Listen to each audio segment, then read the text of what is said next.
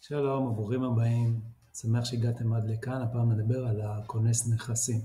איך לרכוש נכס מכונס נכסים ב-30% פחות ממחיר השוק. אליפות, אני שמח שהגעתם עד לכאן. אם הגעתם עד לכאן, כנראה באמת מעניין אתכם לקנות נכס מכונס נכסים בהרבה פחות מהמחיר של השוק. ב10 דקות הקרובות הגיע לכם מייל mbyhomenatanya@gmail.com, ושם יהיה את המדריך המלא איך לרכוש בעצם נכס מכונס נכסים ב-30% פחות ממחיר השוק ואפילו יותר.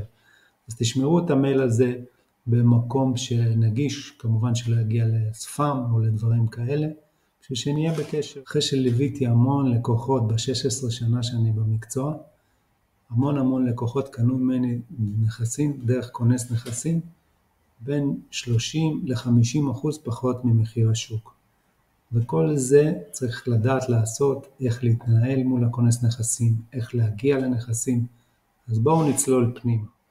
כונס נכסים, הנה השלבים לרכישת נכס מכונס נכסים. איתור הנכס, איתור הנכסים אטרקטיביים, שזה הדבר הכי משמעותי בלדעת איך להגיע לנכסים שהם באמת אטרקטיביים וברי מחירה וברי קנייה דרך הכונס נכסים, וכמובן שיהיה במחיר הרבה יותר נמוך מהשוק. אז אלו כמה דוגמאות של כונס נכסים מפרסם בעצם. כונס נכסים זה משרד עורכי דין שמתמנה על ידי בית המשפט לניהול נכס של חייבים. אוקיי? אז אלה המודעות שרצות בעיתונים. זו עוד דוגמה לרשימת תפוצה על ידי משרד עורכי דין המטפלים בנכסים מכונס נכסים. הם שולחים בעצם במייל שברגע שנכנס להם נכס מבית המשפט שממנה אותם למכור את הנכס, הם מוציאים את הדף שראינו מקודם, את המודעה, ושולחים לכל הרשימת תפוצה שלהם, כמובן למי שנרשם אצלהם. יש עוד אתרים מיועדים לכונסי נכסים, יש כל מיני אתרים ברשת שהם כמובן גובים על זה תשלום, אפשר להצטרף אליהם, אפשר להירשם אליהם, הם נותנים את כל המידע הרלוונטי של המודעות האלה ונשלח אליכם במייל. אז לאחר שקיבלנו איתרנו את הנכס שאנחנו רוצים, אנחנו פונים לעורך דין, שזה הכונס נכסים, מבקשים ממנו דוח שמאות. דוח שמאות הוא מחויב לשלוח לנו אחרי שעשה שמאי מוסמך שהופנה על ידי הכונס נכסים, זה חלק מהפרוצדורה, והעורך דין מחויב לשלוח לכם את הדוח שמאות. הדוח שמאות חייב להיות עדכני, מפורט ומלא של הנכס. כמובן צריך להיות שם את כל הפרמטרים, חניות, מחסן אם יש, קומה, מרפסת שמש, מיקום של הבניין, כל האזור כולו חייב להיות מפורט בדוח שמאות, וצריך לשים לב שהשמאות נעשית על ידי שמאי מוסמך, כי זה בעצם גם אחר כך ישמש אתכם למשכנתא, להוציא את המשכנתא. עם השמאות הזאת הם צריכים לאשר את המשכנתא. אז ברגע שקיבלתם את השמאות אתם עוברים עליה, ואם נראה לכם ממשיכים לשלב הבא. השלב הבא זה הצגת הנכס. הכונס נכסים בדרך כלל קובע מראש ימים לביקור בנכס, אלא אם כן הוא מוסיף עוד ימים אם יש ביקוש. ביום של הביקור בנכס בא מישהו מטעם הכונס נכסים, פותח את הנכס לשעה, שעה וחצי, וכל מי שמעוניין לבוא לראות בעיניים את הנכס מוזמן. כשמגיעים לנכס מאוד חשוב לא להסתכל על הפרטים הקטנים, כי מן הסתם פינו את האנשים מהדירה. הוציאו אותם בחיפזון, בכוח, עם משטרה, בלי משטרה. אז בדרך כלל הבית נשאר הרוס, ויש לפעמים שהדיירים שמוציאים אותם עושים נזק בכוונה. אז מה שהכי חשוב בהתרשמות של הנכס, לא להסתכל על פה שבור, שם שבור, אלא ממש לראות אם הנכס מתאים לכם, אם האזור מתאים לכם, אם מבחינת הכספים אתם עומדים ביעד, ולבחון את כל המסביב, לאו דווקא להסתכל על הדברים הקטנים שבדירה. זה הטיפ הכי חשוב שאני רוצה לתת לכם, לא ללכת מן הסתם באותו יום יבואו כל הזוגות לראות את הדירות, כל האנשים שמתעניינים, ואז כל אחד ממציא משהו ואומר זה לא בסדר והוא לא בסדר. תסתכלו אך ורק על המבנה של הבית, על הקירות, מה צריך לשפץ אם צריך, לא להסתכל על הדברים הקטנים, שזה הכי חשוב בכל התהליך. השלב הבא זה הצעת מחיר, להגיש הצעת מחיר.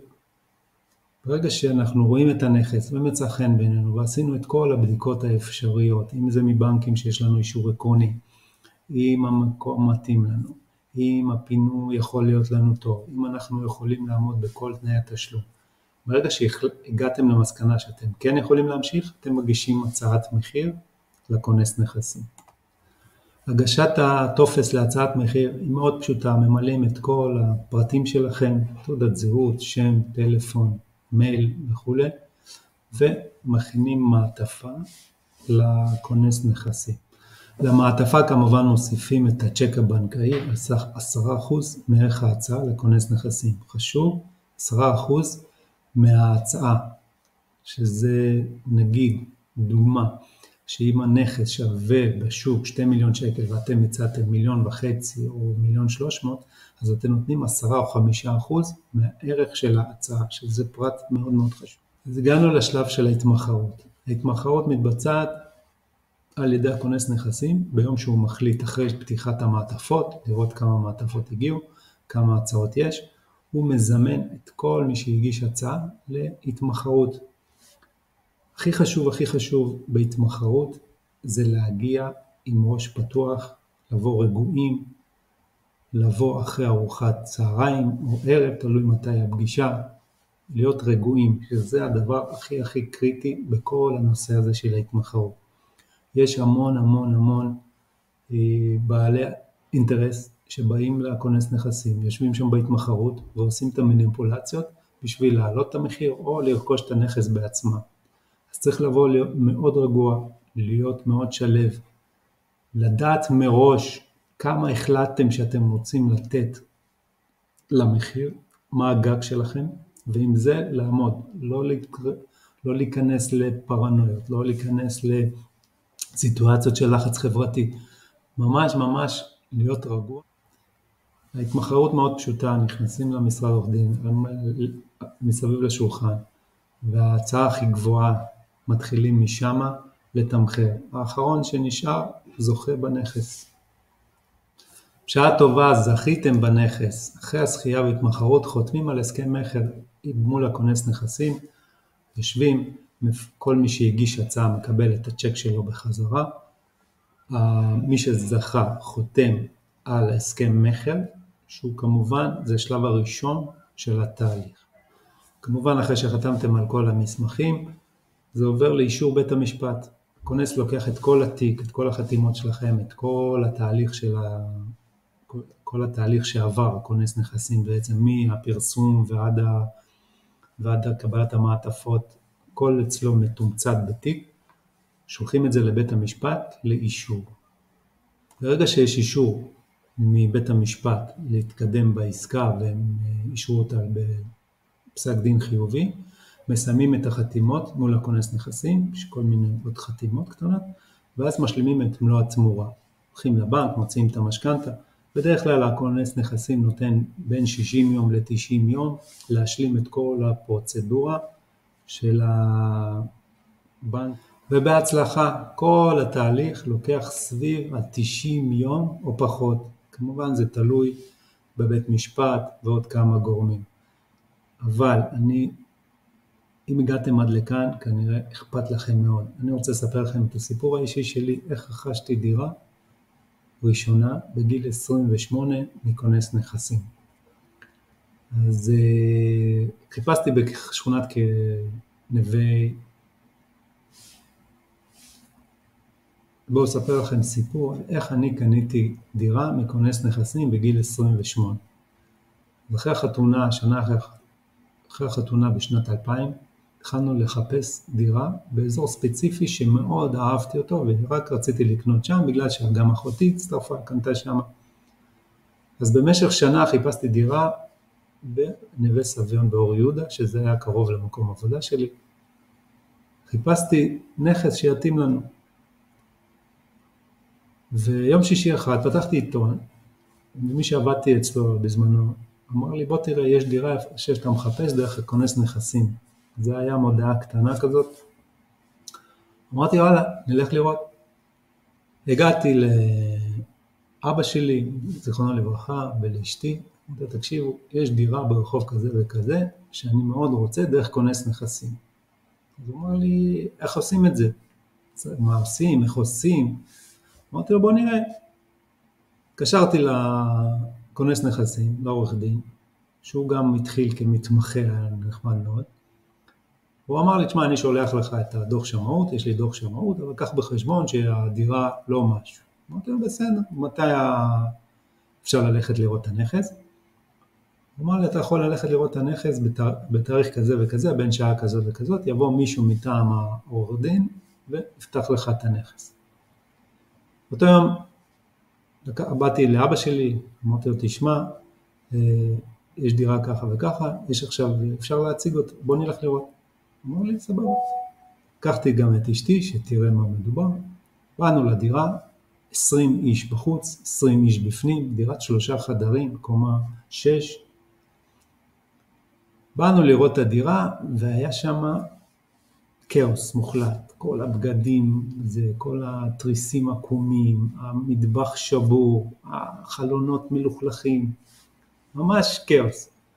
אבא שלי אמר לי, בוא, עזוב אותך משטויות, בוא נקנה משהו אחר, זה לא בשבילך, בוא נלך. גם אשתי אומרת לי, זה לא בשבילך, בוא נתקדם. אמרתי להם, סבבה, הכל טוב, אתם לא רוצים, אני אעשה את כל תהליך. ובאמת, הלכתי, הוצאתי צ'ק בנקאי, הכנתי את המעטפה, הכנתי את הפרטים שלי, רשמתי, והגשתי את ההצעה ביום שהם אמרו לנו. הגשתי את ההצעה, אני הייתי בין הכי הנמוכים שם. לא זוכר את המספרים כרגע, אבל הייתי בין הנמוכים שם בהצעות, אבל בכל מקרה הוא קרא לנו להתמחרות. הגענו ההתמחרות למזלי או לא למזלי, קבעו אותה ביום 9 באב, בלי לשים לב שם המזכירה. קבעו אותה ל9 באב, באו 14 זוגות, 15 זוגות באו, והתחילו התמחרות. כל בן אדם עלה ב4,000 שקל או 5,000 שקל, משהו כזה, וכולם, מהראשון עד האחרון, כולם אמרו, הדירה רוסה, תריס למטה, זה. כשהגיעו אליי, העליתי את ההצעה שהוא אמר, שהעורך דין קבע כל זה, מדרגה, ואז כולם אמרו, לא, זה גבוה, זה גבוה, זה גבוה, והעורך דין אומר, טוב, אם זה גבוה לכם, בואו תצאו. כשהם קמו, העורך דין אמר, לא, אני רוצה שתשבו, ותחתמו שאתם מבטרים, שזה היה הנקודה הקריטית, כי אחר כך באה איזו אישה, וטענה שבעלה לא הגיע בזמן, וכל ההתמחרות פסולה. אז הוא אמר לה, תשבי, גברת, חתמת, שאת מבטרת, כי בעלך לא הגיע.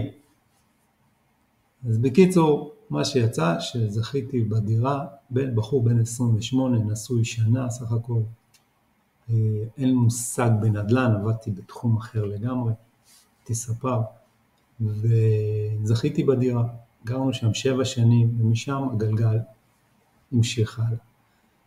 אז אשמח לעזור לכם, בכיף, עוד מעט יגיע אליכם המייל, איך לרכוש דירה מכונס נכסים, אם תרצו לדבר על זה, תלחצו על הקישור של התיאום שיחה, אנחנו נעשה את השיחת וידאו הזאת, את השיחה בווידאו, אני אסביר לכם את כל הפרוצדורה, איך זה עובד, ויאללה, בהצלחה, נתראה.